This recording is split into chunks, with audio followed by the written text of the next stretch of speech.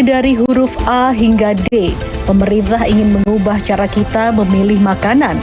Melalui sistem NutriLevel, konsumen diajak lebih sadar terhadap kandungan gula, garam, dan lemak. Semakin tinggi levelnya, semakin besar resiko jika dikonsumsi berlebihan.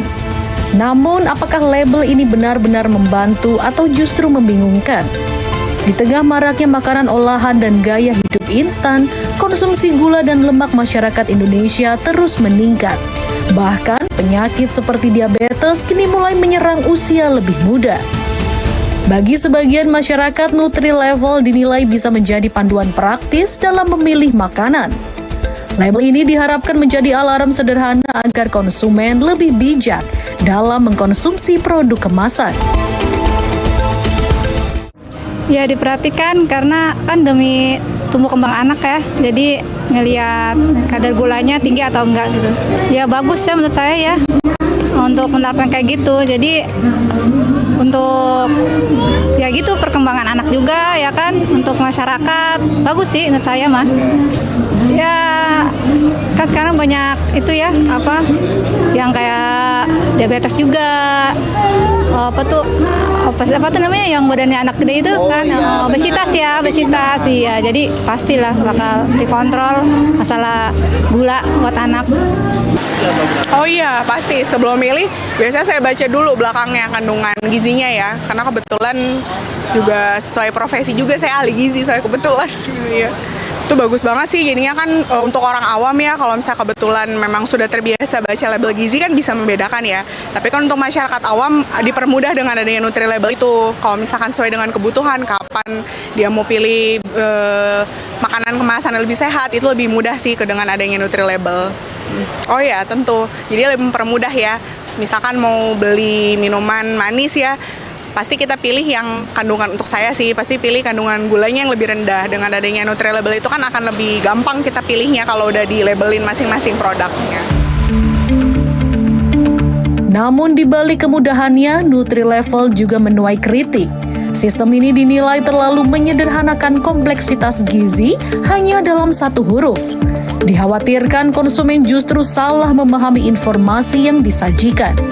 Bagi pelaku usaha terutama UMKM, penerapan NutriLevel juga menjadi tantangan tersendiri. Selain soal biaya dan kesiapan teknis, transparansi data gizi menjadi kunci agar label ini tidak sekedar formalitas. Label gula ya, kita cukup agak khawatir sih buat soal label gula itu, takut customer kita mikir dua kali untuk kadar gulanya, atau konsumen kita kan jadi semakin menipis lah buat soal itu. Untuk jangka pendeknya itu belum ketahuan sih. Untuk jangka kedepannya mungkin kita baru kelihatan pas udah sebulan 2 bulan dagang, itu baru mulai kelihatan lah. Untuk saya sebagai pedagang kecil atau UMKM itu kan menurut saya adil kalau emang diterapkan juga buat pedagang-pedagang besar, karena pemerintah juga belum ngasih solusi untuk pedagang kecil ini. Ya mendukung sih, cuman agak khawatir juga, takutnya masyarakat jadi mikir dua kali buat beli kopi karena ada kadar gulanya. Untuk saat ini sih belum berpengaruh ya, cuman kedepannya nggak tahu juga bakal ini. Saat ini sih belum tahu juga sih saya, karena baru pertama kali dengar. Cuman pemerintah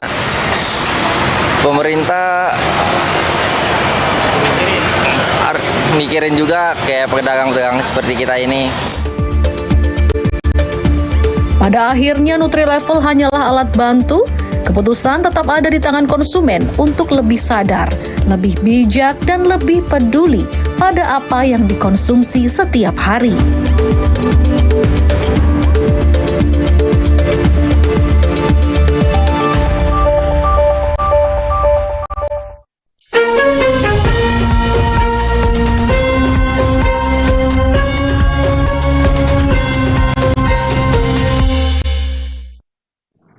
Jadi sebenarnya seberapa pentingkah pencantuman label NutriLevel yang dari tadi sudah kita singgung?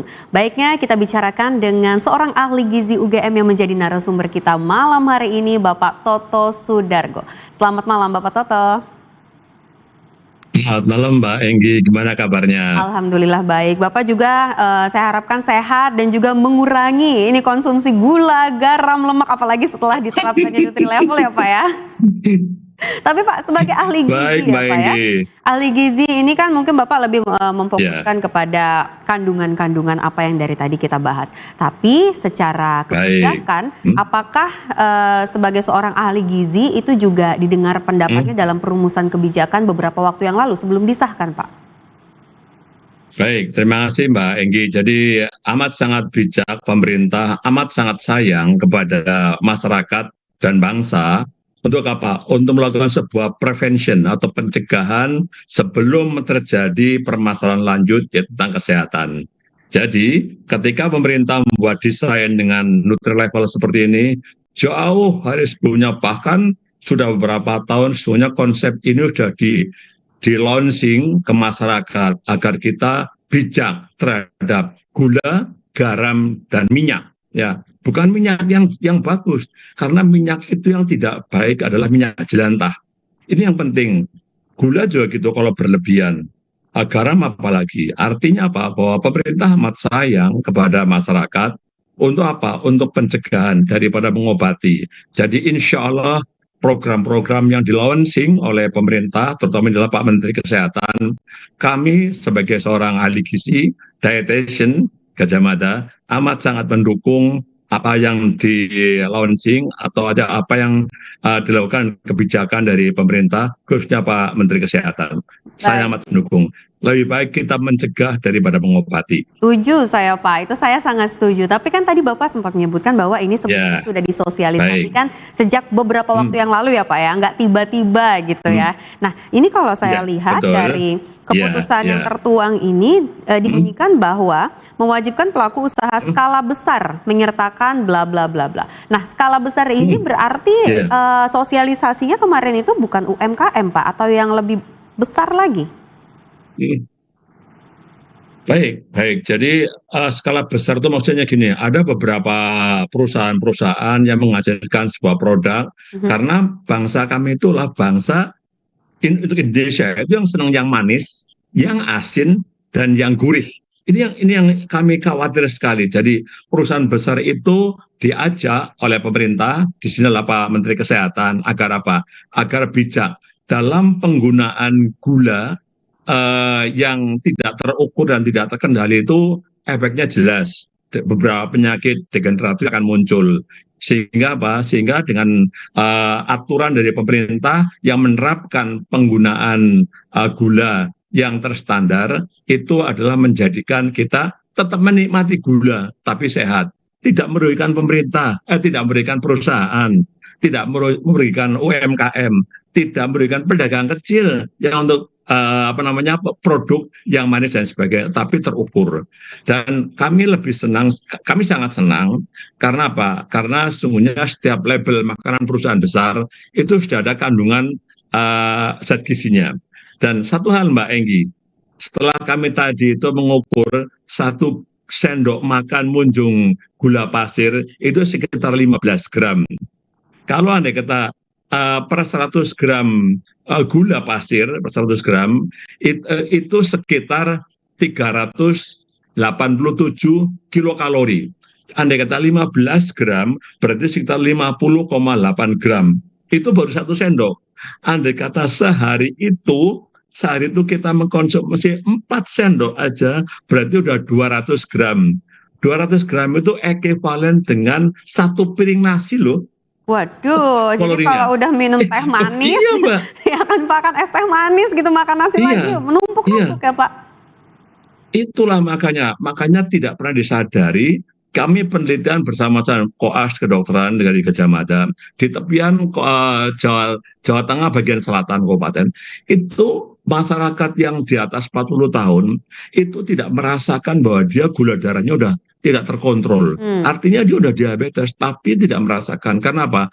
Daily activity, daily eating yang tidak disadari oleh mereka. Ini loh, jadi kebijakan Nutri-Level ini dengan ABC mungkin pertamanya sulit. Tetapi kalau nggak dikenalkan secara langsung seperti ini, maka masyarakat nggak akan aware. Sehingga secara bertahap ini jangan terputus. Ini terus istiqomah, Mhm. sehingga suatu saat nanti habit itu seperti saudara kita yang negara maju.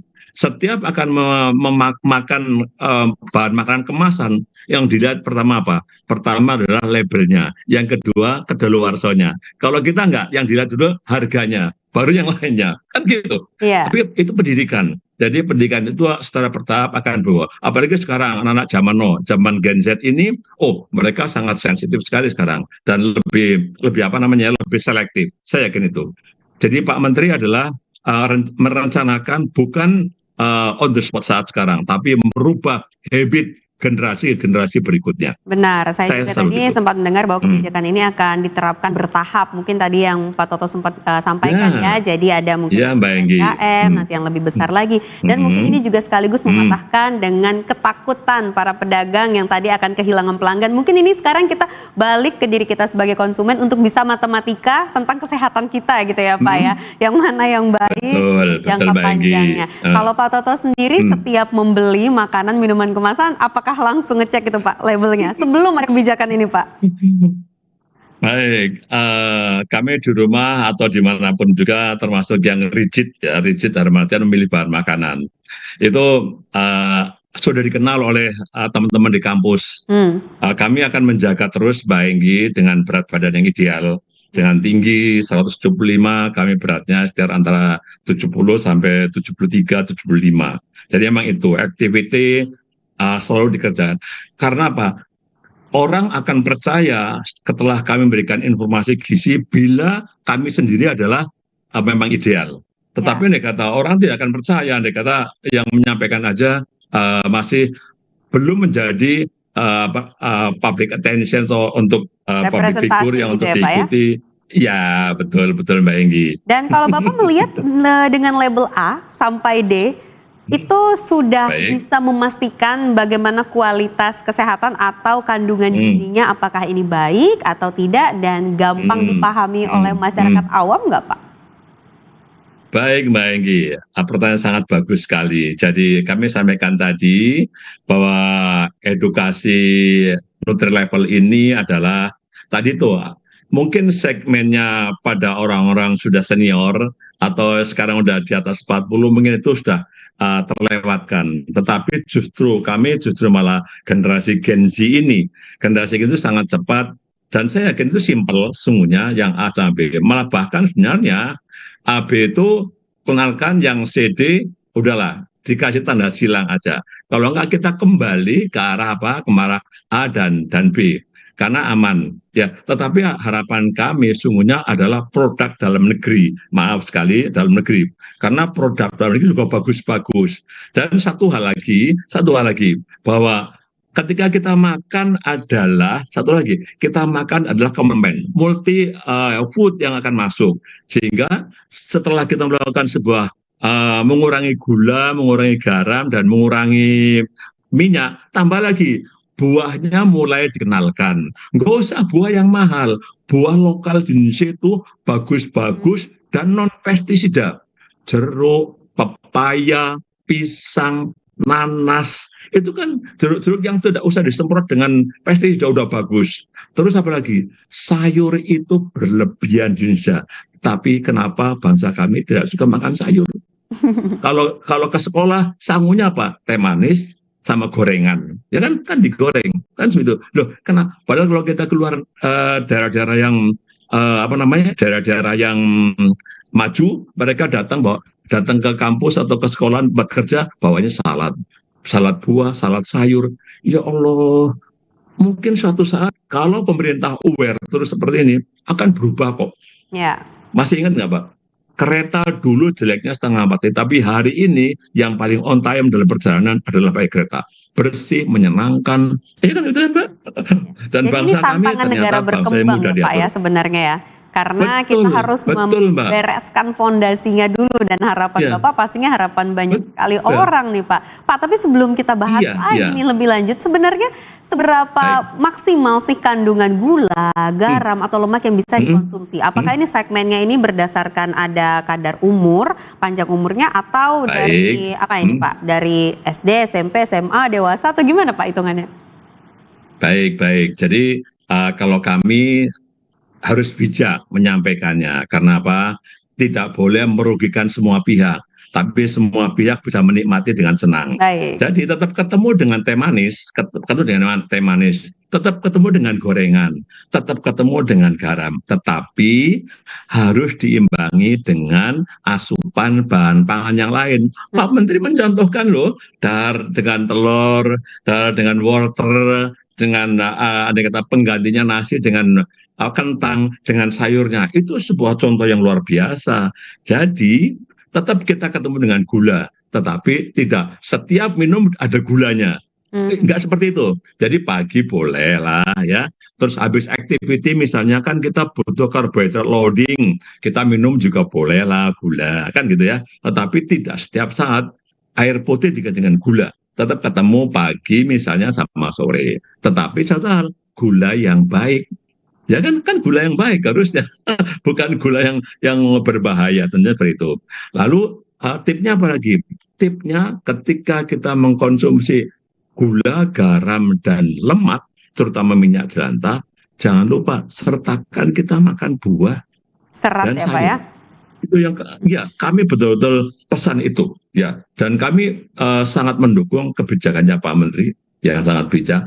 Tapi tolong itu dimasukkan dalam TikTok. Kan yang sekarang kan anak sekarang kan nggak perlu baca yang lainnya. TikTok dengan setengah menit ya itu sangat cepat sekali menyebar kemana-mana. Ini loh minuman yang sehat.